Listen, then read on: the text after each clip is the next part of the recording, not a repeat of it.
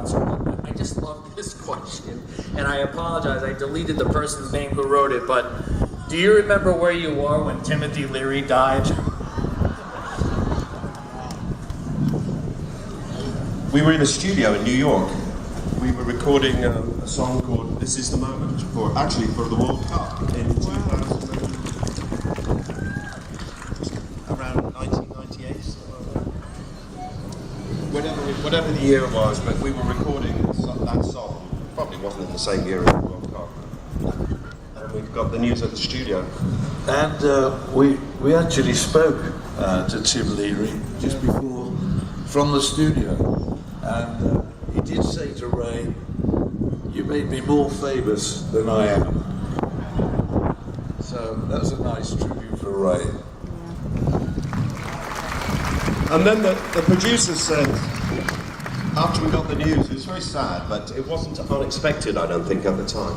But, and then the producer said, "Hey, why don't you guys do like Timothy Leary Lives?"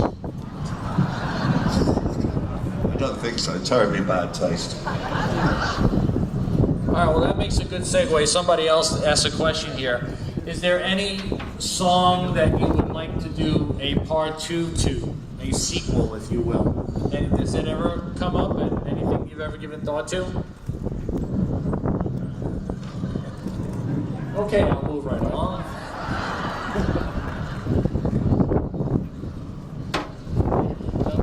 Okay. All right. How are we doing on time? I know we started 15 minutes late. Can I keep this going for a little bit longer? They spoke. All right. All right. Christine Rogers from Chippenham in Wiltshire. She'd like to know... It's called Chippenham. But you're allowed to say Chippenham. That's too much. You have to expect it. Chippenham. Chippenham? Oh, never mind. I said Chippenham is fine for you. Okay, well, she's from Thames, Chippenham, whatever you want. all right, Thames, I know. We should start off with tomatoes. Go from there. Well, actually, I'm going to put this question to myself now. If you could be made the invisible man for a day, which is what I like to become right now, how would you spend that day? If you could be made invisible for one day, what would you do? How would you spend it?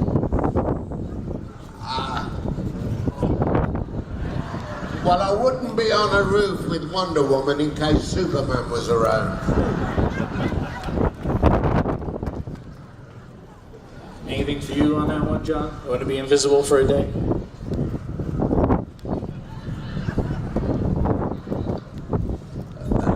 Right this second in time.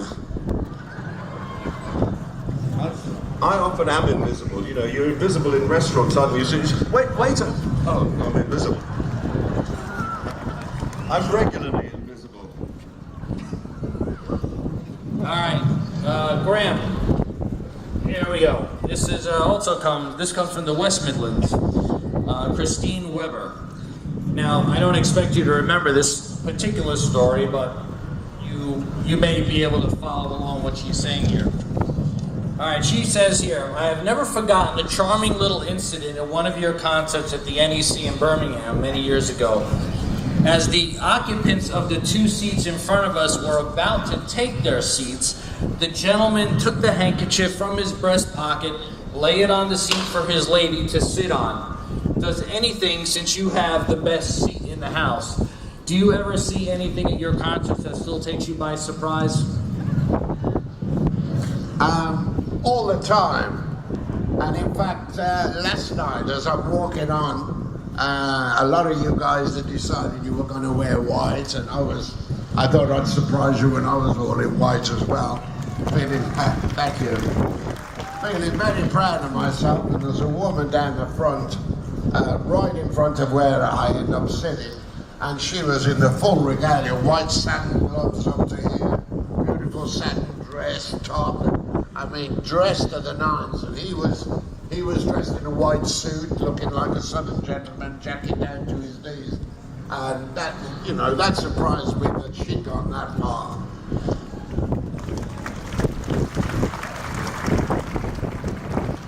And for the two of you up front, have you ever gotten distracted by anybody in your concert where it has made you zone out for a second and forget where you are in a song?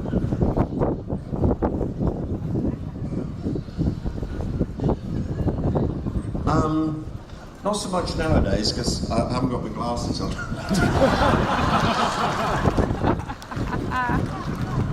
I can see the people at the back now, but there was one incident where we played this gig and it was I'm sure you've heard this story before. And I'm not sure it's funny now or not because it's politically incorrect now. But we obviously used to get a lot of drugs thrown up on stage, and that was very nice. And just stuff. There's a lot of stuff thrown. And times are hard now. People don't give away stuff that easily. But we were at this gig, and it was the structure of it was what they call festival seating, which means standing up. So they packed so many people into this giant basketball stadium, and there was a guy in the sort of centre, a few rows back of this melee of people, and he was getting really excited, and then we saw a false leg appear, and he started to wave it around his head, and it was his prosthetic leg from just above the knee. See, this is terribly politically incorrect now, but he wouldn't think so because he was having a lot of fun. And people were throwing things and waving stuff around, and he took his leg off, and he had shorts on, he took his leg off, and he swung it round, and he threw it onto the stage.